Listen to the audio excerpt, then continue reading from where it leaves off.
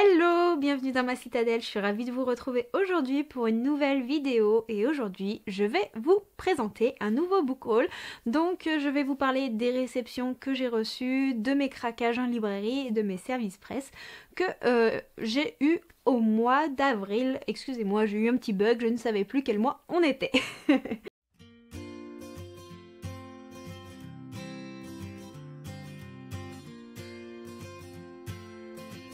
Je vais commencer par un manga tout à fait déjanté et excellent, avec lequel j'ai passé un excellent moment parce que j'ai déjà lu le tome 1. Il s'agit de Machel de Harime Komoto, publié chez les éditions KG. KG, non, c'est Kazé. Oh là là, je sais plus parler. Donc voilà, nous avons le tome 1 et 2. Et ici, nous allons suivre Mash. Mash est un garçon ordinaire dans le sens qu'il n'a aucun pouvoir magique, dans un monde où la magie est la norme, dans un monde où sans magie en réalité on est tué. Il a été adopté et son père adoptif va tout faire pour qu'il s'en sorte dans sa vie et cela va passer par la musculation. Mash va devoir aller à Easton qui est une énorme école de magie et pour pouvoir devenir le meilleur élève, celui-ci va se servir de ses points. J'ai adoré cet univers parce que c'est un parfait condensé de Harry Potter et One Punch Man pour ceux qui connaissent. Et c'était drôle, c'était émouvant, c'était touchant. Bref, je ne vais pas vous en faire un update lecture puisque celui-ci arrivera dans quelques temps. Mais c'est un manga complètement déjanté que j'ai tout simplement adoré. J'enchaîne avec une histoire vraiment mignonne, une histoire qui ne s'essouffle pas, avec le 9e tome de Mon colloque d'enfer de Keiko Iwashita. Pour ceux qui ne connaissent pas, il y a une vidéo dédiée à cette saga sur la chaîne. Si j'y pense, je vous la mettrai dans le petit i. Sinon, je vais quand même vous en faire un très bref résumé. Dans cette histoire, on va suivre Miko qui est lycéenne. Ses parents doivent s'absenter parce que la grand-mère est malade. Et donc Miko va aller vivre dans une colocation appartenant à son oncle, puisque oui, les colocataires vivent dans l'appartement de son oncle. Donc Miko arrivant dans cette colocation, elle ne connaît rien à la vie d'adulte, elle a toujours vécu chez ses parents, mais c'est une jeune femme qui veut tout faire et qui est d'une montée extraordinaire et elle va tomber sur Matsunaga qui est l'homme le plus âgé de cette colocation, qui a déjà une vie bien aguerrie mais qui est aussi un poil immature et très touchant parce que il va se comporter comme le père de Miko, mais celle-ci, vous devinez bien qu'elle va développer des sentiments pour lui. Et donc ce tome-là était incroyable et vraiment très touchant et je ne vous en dis pas plus. Continuons avec les suites de manga avec le tome 4 de Alpi the Soul Sender publié chez Kiyun et c'est écrit par Rona. Donc là je n'ai pas encore lu ce tome 4 mais Alpi the Soul Sender c'est l'histoire de notre jeune Alpi qui est une Soul Sender. Qu'est-ce qu'un Soul Sender? C'est une personne qui en quelque sorte, aide les esprits divins à trouver la paix. Pourquoi? Parce que lorsqu'un esprit divin meurt, il y a une espèce de putréfaction qui arrive et cette putréfaction, elle contamine tout ce qui se trouve aux alentours. Donc ça peut être la forêt, ça peut être les gens et on en souffre énormément et Alpi du coup elle veut être comme ses parents qui étaient eux aussi des Soul Sender. Je ne développe pas plus. J'ai vraiment hâte de découvrir ce tome 4 parce que le tome 3 prenait une toute autre dynamique et la fin laissait présager vraiment des choses très intenses et j'espère que ce tome 4 sera à la hauteur de mes attentes. Encore une suite de saga avec le tome 5 des Chroniques d'Aspareo de Shiki Shikotos et c'est publié chez les éditions Akata.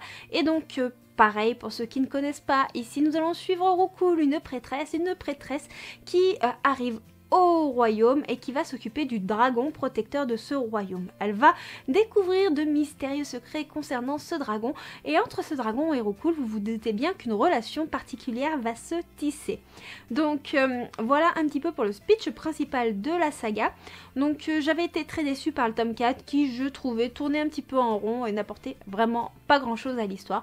J'espère vraiment que ce tome 5 va prendre une toute autre dynamique et voir un petit peu évoluer cette petite histoire d'amour dans un monde un petit peu fantastique. C'est vraiment à mi-chemin entre le shoujo et le seinen et comme ce sont deux genres que j'aime beaucoup, forcément j'aime énormément cette petite série mais j'espère vraiment que elle va reprendre un peu du peps puisque je trouvais que l'histoire commençait déjà à s'essouffler au bout du 4e tome. Cette fois-ci je commence avec de nouvelles séries de mangas avec comme les autres et là c'est de Nojin Yuki et c'est publié chez les éditions Kana. Et dans cette histoire, nous allons suivre Tsubaki et Ibuki. Donc il faut savoir que Tsubaki, elle craque sur Ibuki qu'elle va rencontrer. Pourquoi? Parce que ça a l'air d'être un garçon bien et elle veut vivre une relation comme les autres avec lui. Sauf que Ibuki n'est pas comme les autres. Pourquoi? Parce qu'il est sourd. Et là, elle va se poser la question de comment vivre une relation comme les autres avec une personne différente parce qu'il n'entend pas et que ça pourrait être quelque chose de difficile pour vivre une relation avec quelqu'un finalement qui n'entend pas ce qu'on lui dit. Cette thématique me touchait parce que la surdité c'est quand même quelque chose qui est assez courant où même si on n'est pas complètement sourd on peut être malentendant et j'espère que ce manga va mettre en lumière la difficulté de cela et en même temps le fait qu'on peut quand même communiquer et avoir des liens très forts avec une personne qui n'a pas une ouïe excellente, donc j'ai vraiment hâte. Moi je côtoie énormément de personnes malentendantes avec mon travail et c'est vrai que c'est une thématique que je trouve vraiment intéressante, prenante et qu'on a énormément de choses à apprendre, donc j'espère que ce manga sera à la hauteur de mes attentes.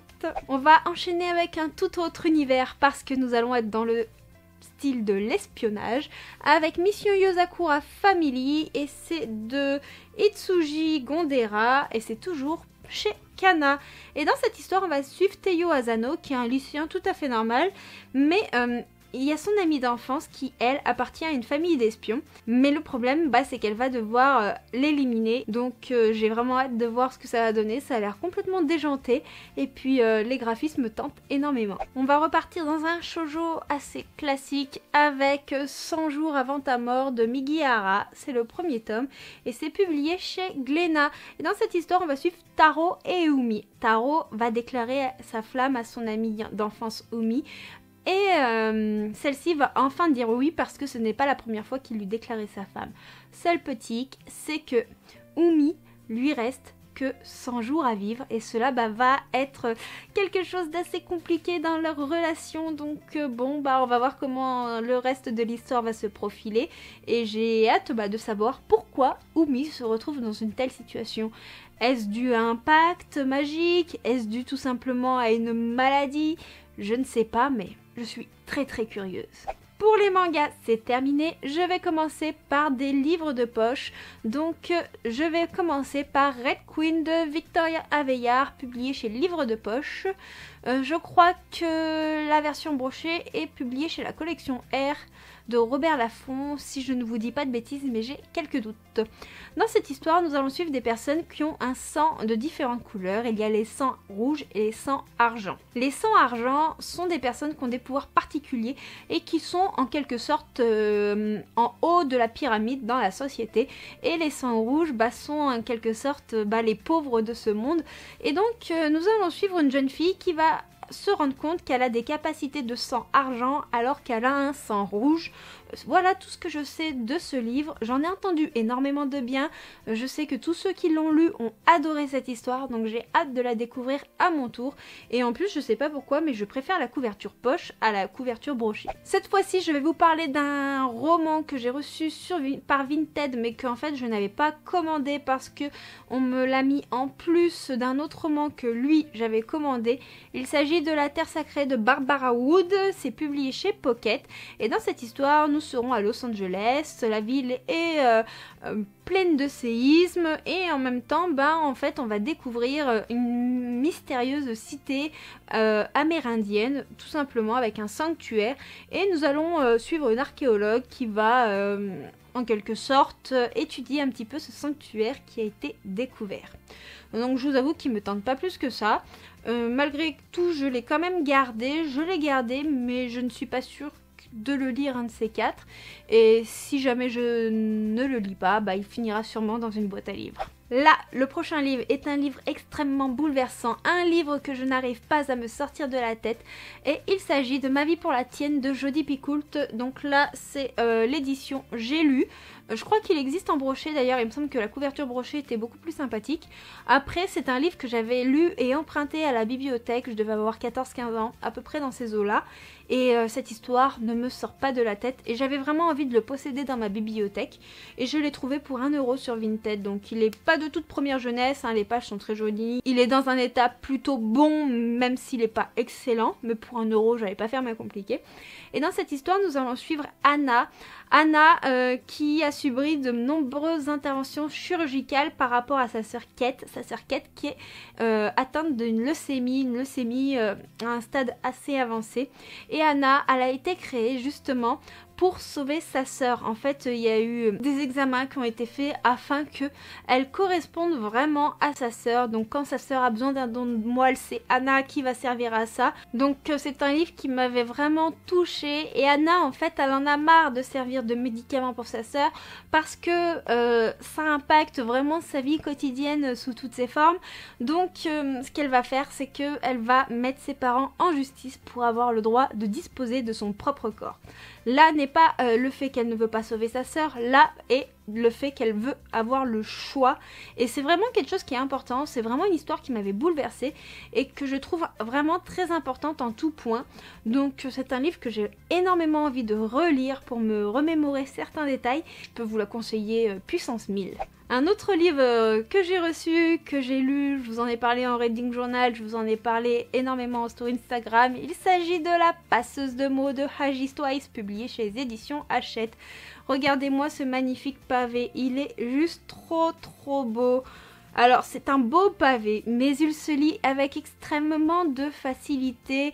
La plume est très fluide et les mots sont assez envoûtants.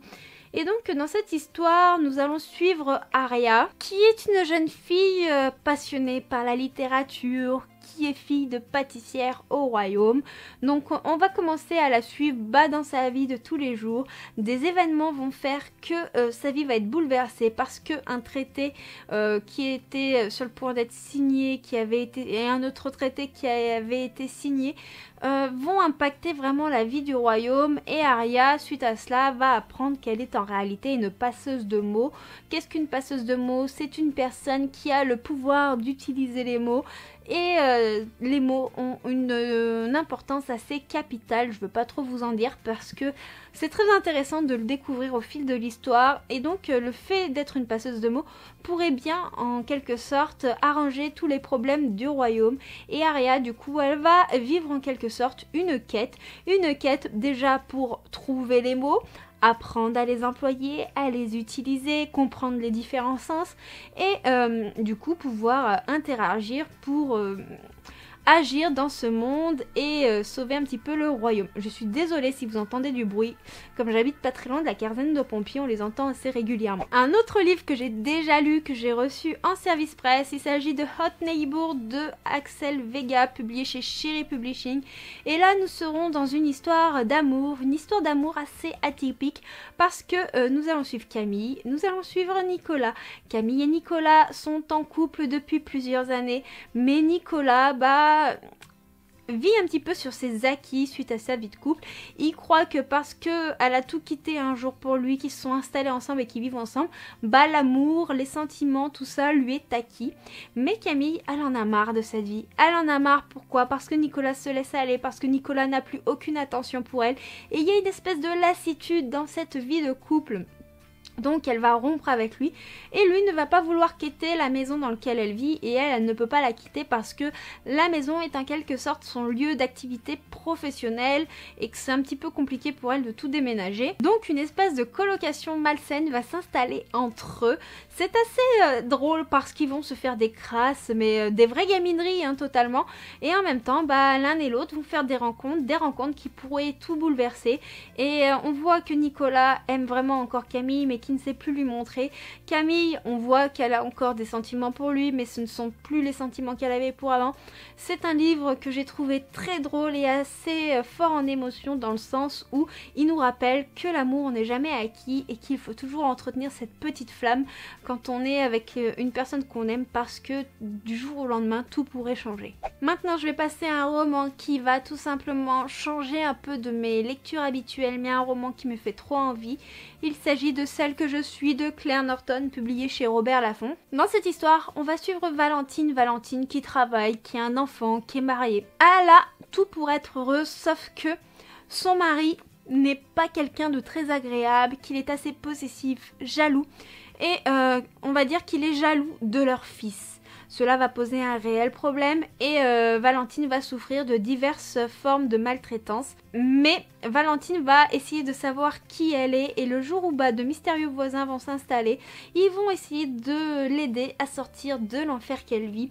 Voilà un petit résumé assez bref de cette histoire. Je vous avoue que j'ai pas voulu me replonger complètement dans le résumé de ce livre puisque j'espère le lire assez rapidement, mais ça a l'air d'être une histoire bouleversante. Déjà sur un couple qui se déchire, une femme qui souffre de son mari et en même temps un amour de mère qui a l'air merveilleux. Donc j'ai hâte de voir ce que ça va donner, mais l'histoire a l'air énormément poignante.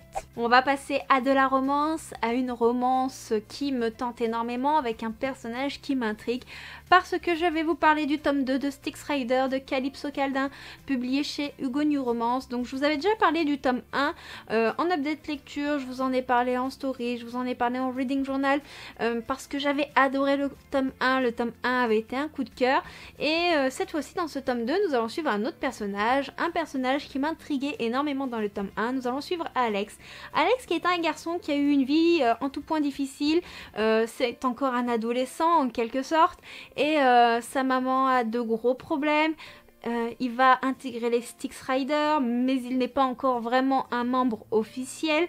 Et en même temps, il va poursuivre sa vie de lycéen, faire une rencontre qui pourrait en tout point bouleverser sa vie. Et j'ai hâte du coup de découvrir l'histoire de ce jeune garçon que j'avais entreaperçu dans le tome 1 et qui m'avait touché plus que de raison. Passons à un tout autre univers avec Le Roi Maléfique de Holly Black, publié chez Rajo. Donc ce livre-là, c'est la suite du Prince Cruel. Donc pour rappel, dans le Prince Cruel, nous allons suivre Jude qui va atterrir dans un monde de faées alors que c'est une humaine. Elle va y atterrir pour raison familiale, mais le prince de ce royaume ne la supporte pas et une espèce d'enfantillage entre ces deux avec vraiment du bizutage va interférer dans la relation de Jude, de son père qui est général, même si c'est son père adoptif, et tout un tas de péripéties vont se créer. J'avais été assez déçue du premier tome parce que je m'attendais pas à ce que le côté cruauté soit des enfantillages, mais par contre la fin du premier tome est partie dans un truc qui m'avait vraiment laissé sur ma faim, et là je me suis dit bon, même si le début de ce livre m'a déçu, je veux absolument découvrir la suite, et donc j'espère pouvoir la découvrir très bientôt, sachant que généralement c'est le genre de livre qui se lit vachement rapidement avec une histoire addictive et c'est un réel page-turner. Je ne sais pas vous, mais j'aime beaucoup les réécritures de contes, même si des fois je suis déçue. Et donc c'est pour cela que j'ai craqué sur D'or et d'oreiller de Flore Vesco et c'est publié chez l'École des loisirs. Donc dans ce conte-là, c'est une réécriture de La Princesse et du Petit Pois. Je ne sais pas si vous connaissez, mais en gros un petit pois est caché sous une pile énorme de matelas et la fille qui saura reconnaître qu'il y a quelque chose qui cloche sous ces matelas, sera la princesse qui épousera le prince. Donc là voilà pour le conte original. Il paraît que ce conte là a un petit côté un peu glauque, donc j'ai hâte de le découvrir. Je pense qu'il se lira facilement, il est pas très long. Il doit faire, il fait 230 pages, donc voilà. Et je sais que ceux qui l'ont lu l'ont énormément apprécié. Encore un roman qui sort un peu de ma zone de confort, mais quand je l'ai vu sur Vinted, je sais pas, ce livre m'a réellement parlé et le résumé m'a vraiment très intriguée. Il s'agit de Ma sœur vit sur la cheminée de Annabelle Pitcher et c'est publié chez les éditions Plomb, donc c'est pas un livre tout jeune, mais nous allons suivre du coup Rose et Jasmine. Rose a été tuée dans un attentat et Jasmine, sa sœur jumelle, va devoir vivre dans l'ombre de sa sœur puisque Rose était à peu près en tout point parfaite et Jasmine va sans cesse être comparée à sa sœur. Elle va énormément en souffrir et du coup j'ai hâte de voir comment cette histoire va se dérouler avec cette sœur qui aimerait qu'on l'aime pour ce qu'elle est, parce que oui, elle n'est pas sa sœur, mais pour l'instant, on ne l'accepte pas telle qu'elle est. On va passer à un livre que je pourrais qualifier de militant, même si je ne suis pas sûre de ce que j'avance, avec La couleur des sentiments de Catherine Stockett, et c'est publié chez les éditions Jacqueline Chambon. Je ne connais pas cette maison d'édition. C'est pareil, c'est un livre que j'ai vu sur Vinted qui m'a intriguée, et nous serons en plein dans l'époque où les lois raciales font autorité en 1962, et nous allons suivre particulièrement deux domestiques noirs, et une amitié va se lier entre elles et une autre domestique blanche, mais apparemment à cette époque c'était assez mal vu, et elles vont essayer en quelque sorte de faire changer les choses. Je n'en sais pas plus, le résumé est assez long mais n'en dit pas tellement. J'ai vu qu'il y avait également un film sur ce sujet, je suis très curieuse de le regarder, je ne sais pas si je le regarderai avant ou après avoir lu ce livre. J'ai pas l'habitude de lire des livres un petit peu militants comme ça qui expliquent un petit peu, enfin qui expliquent non, mais qui parlent du racisme et tout ça. Mais je trouve que c'est un sujet très important, et ça relate un petit peu notre passé et l'évolution, même s'il y a encore beaucoup de choses qui doivent changer. Donc j'ai hâte de découvrir ce roman en espérant que les choses soient bien faites et bien expliquées. Je ne sais pas vous, mais moi j'adore tout ce qui touche aux légendes arthuriennes, et du coup c'est pour cela que j'ai craqué sur la Duperie de Guenièvre, l'ascension de Camelot, le livre 1, publié chez De Saxus.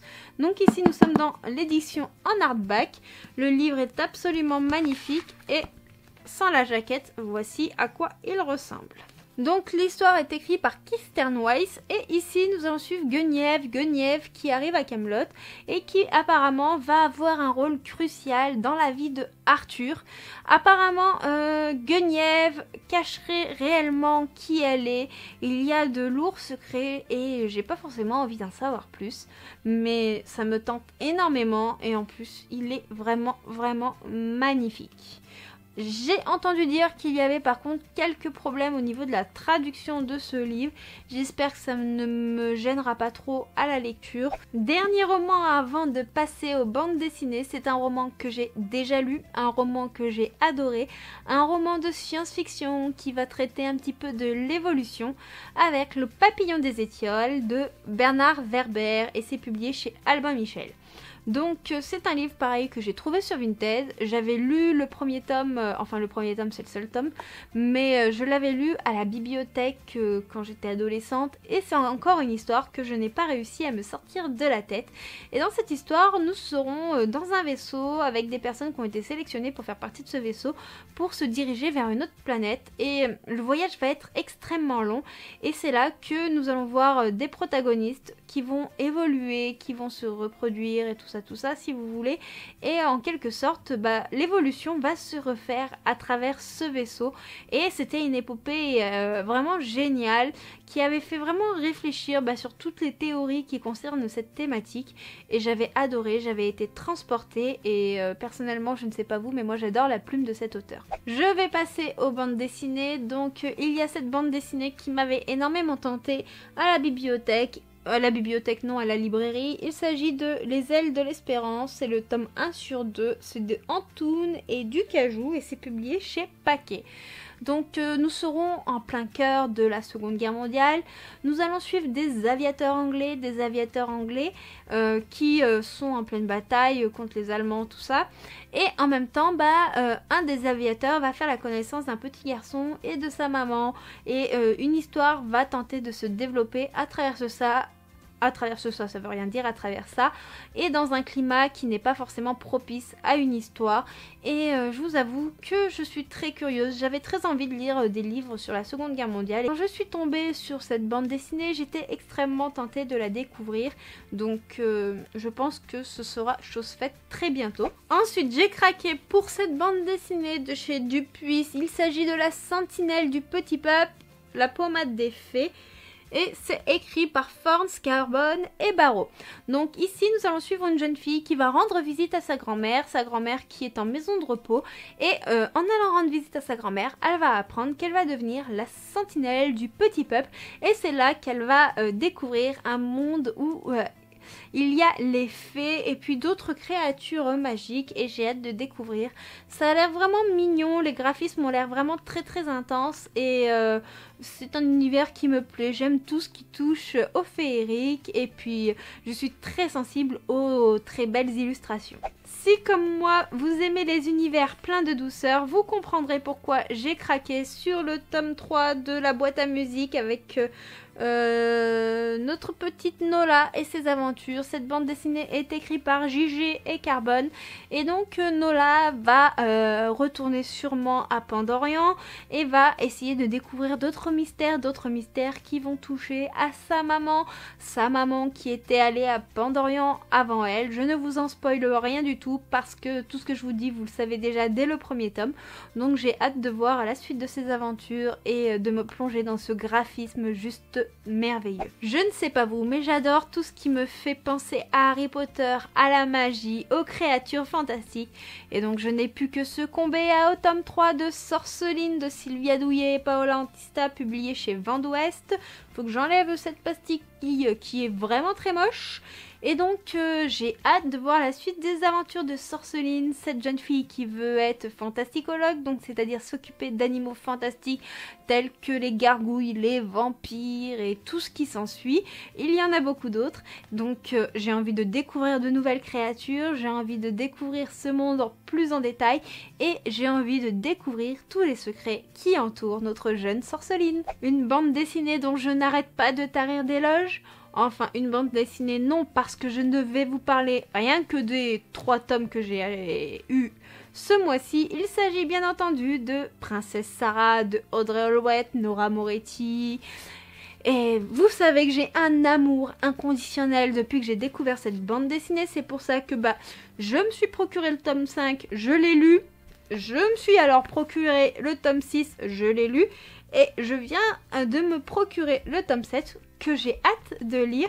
Pour ceux qui ne connaissent pas cette histoire, on suit Sarah qui est indienne, qui a été laissée dans un pensionnat par son père pour raison professionnelle puisqu'il ne pouvait pas s'en occuper. Son père est décédé et malheureusement il a perdu tout son argent et son héritage a été en quelque sorte bafoué. Sarah va vivre dans un pensionnat. Dans le pensionnat, la directrice ne va pas lui faire de cadeaux. Elle va souffrir de énormément de choses. Et puis un jour, on va voir la vie de Sarah s'améliorer pour X raisons. Et donc là, à partir du tome 5, nous sommes dans un nouvel arc de l'histoire où nous suivons la jeune Sarah dans sa vie d'adulte. Donc j'ai hâte de connaître la suite de ses aventures parce que je suis dingue de cette bande dessinée et j'adore suivre Sarah. Je vais continuer avec une bande dessinée de Audrey Holweth avec Zoé, babysitter de Holweth, Jurdic et Duclos et c'est publié chez Soleil. Donc c'est une bande dessinée en 2 tomes. J'ai trouvé les 2 tomes pour 2 € sur Vinted. Autant dire que c'était cadeau. Bon, elles sont pas en état impeccable, mais pour le prix, ça valait le coup. Nous allons suivre la jeune Zoé qui a un petit frère. Elle s'occupe souvent de son petit frère, donc elle se croit apte à faire du babysitting. Elle va du coup chercher énormément de babysitting à faire, mais ça va être assez catastrophique. Heureusement que son papa et ses amis seront là pour l'aider. Et comme pour l'instant, j'adore un petit peu tous les univers que nous a concocté Audrey Holweth à travers du coup Princesse Sarah et Magic Charlie, j'ai eu envie de découvrir certaines œuvres qu'elle a réalisé auparavant, donc je pense la lire quand j'aurai le temps. J'en ai fini avec ce book haul qui est une fois de plus assez conséquent. Je vous avoue que je me suis un petit peu laissée aller sur Vinted vu que j'ai trouvé de très bonnes affaires pour 1 et 2 €, mais j'adore découvrir de nouveaux livres. Je suis faible face aux livres et j'aime découvrir des histoires qui peuvent aussi me sortir de ma zone de confort. J'ai hâte de vous parler des livres que je n'ai pas encore lus. J'espère que cette vidéo vous aura plu. N'hésitez pas vous en commentaire à me dire sur quel livre vous avez craqué récemment. N'hésitez pas à me dire s'il y a un des livres de cette vidéo qui vous tente ou que vous avez lu. J'aime beaucoup vous lire en commentaire. N'hésitez donc pas, ça me fait toujours très plaisir. Je vous souhaite également une très bonne fin de journée. N'oubliez pas de lâcher un petit like si la vidéo vous a plu, ça fait toujours plaisir. À vous abonner si ce n'est pas déjà fait. Je vous dis à très bientôt pour une prochaine vidéo. Ciao ciao!